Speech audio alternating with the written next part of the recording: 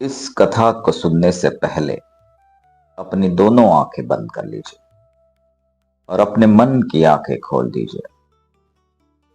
अपने हृदय को शांत कीजिए और इस दिव्य कथा को अपने हृदय की गहराई तक उतर जाने दीजिए।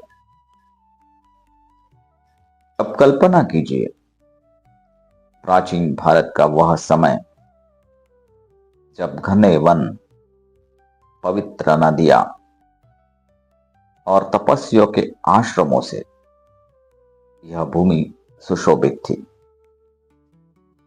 इन्हीं वनों के मध्य एक पवित्र आश्रम था, जहां महान ऋषि वाल्मीकि तप और ध्यान में लीन रहते थे। पक्षियों का मधुर कलरव वातावरण को मधुर बना देता था। पास ही एक पवित्र नदी बहती थी, जिसका कल कल करता हुआ जल उस स्थान की शांति को और भी गहरा बना देता था। इस आश्रम में अनेक शिष्य रहते थे, जो अपने गुरु वाल्मीकि से वेद, धर्म और जीवन के सिद्धांतों का ज्ञान प्राप्त करते थे। एक दिन वाल्मीकि मुनि अपने आश्रम में बैठे हुए गहन चिंतन में लीन थे। उनके मन में एक विचार बार बार उठ रहा था। वे सोच रहे थे, इस संसार में अनेक प्रकार के लोग हैं। कुछ लोग अत्यंत बलवान होते हैं, कुछ अत्यंत बुद्धिमान और कुछ दयालु।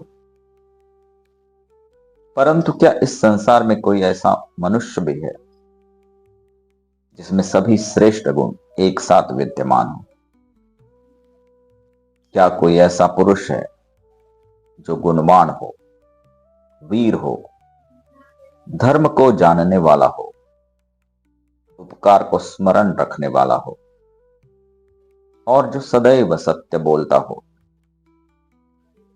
वाल्मीकि मुनि के मन में यह प्रश्न बार बार उठता रहा। वे सोचने लगे कि यदि ऐसा कोई महान पुरुष इस पृथ्वी पर है, तो उसकी कथा अवश्य ही संसार को सुनाई जानी चाहिए। उसी समय उनके आश्रम में एक दिव्य तेजस्वी ऋषि पधारे। वे थे देवर्षि नारद। नारद मुनि तीनों लोकों में विचरण करने वाले महान ऋषि थे। उन्हें स्वर्ग, पृथ्वी और पाताल की अनेक घटनाओं का ज्ञान था। जब वाल्मीकि मुनि ने उन्हें अपने आश्रम में आते देखा, तो वे तुरंत उठकर उनके स्वागत के लिए बढ़े।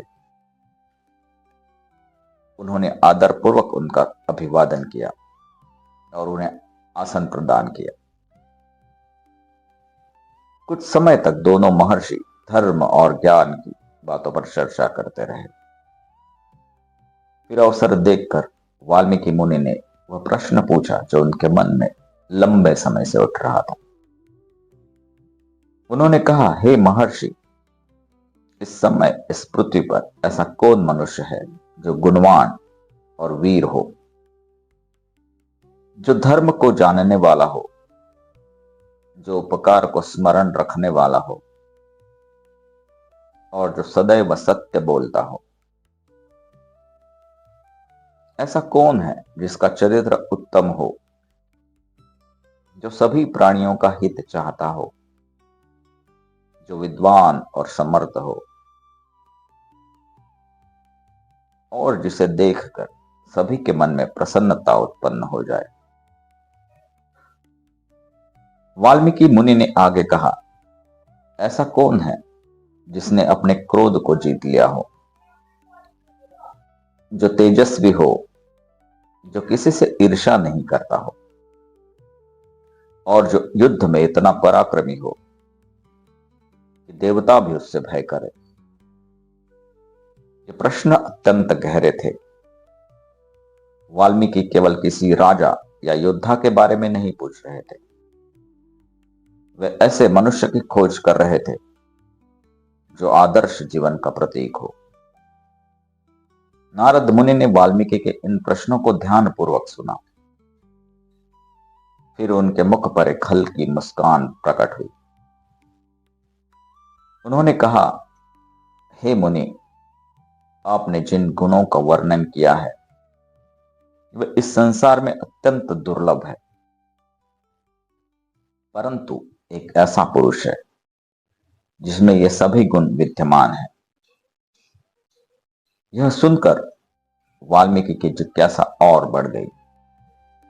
उन्होंने तुरंत पूछा, वह महान पुरुष कौन है?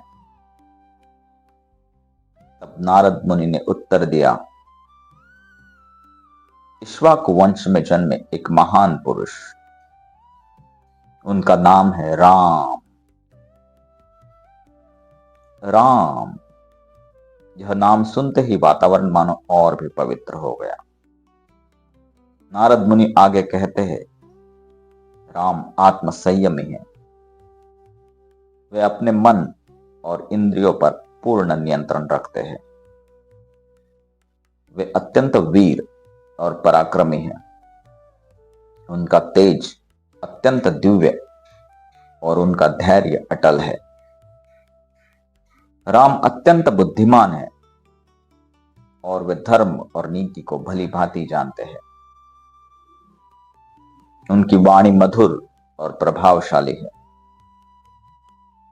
जब वे बोलते हैं तो उनके शब्द सुनने वाले के हृदय को स्पर्श कर जाते हैं। राम अपने मित्रों के प्रति स्नेही है और अपने शत्रुओं के प्रति न्यायपूर्ण व्यवहार करते हैं।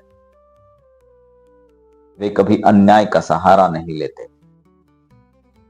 उनका प्रत्येक कार्य धर्म के आधार पर होता है। नारद मुनि आगे राम के स्वरूप का भी वर्णन करते हैं। वे कहते हैं, राम का शरीर अत्यंत प्रभावशाली है। उनके कंधे विशाल है। उनकी भुजाएं लंबी और बलवान हैं। उनकी छाती चौड़ी है और उनका मुख तेज से प्रकाशित है। उनकी आंखें कमल के समान सुंदर और शांत है।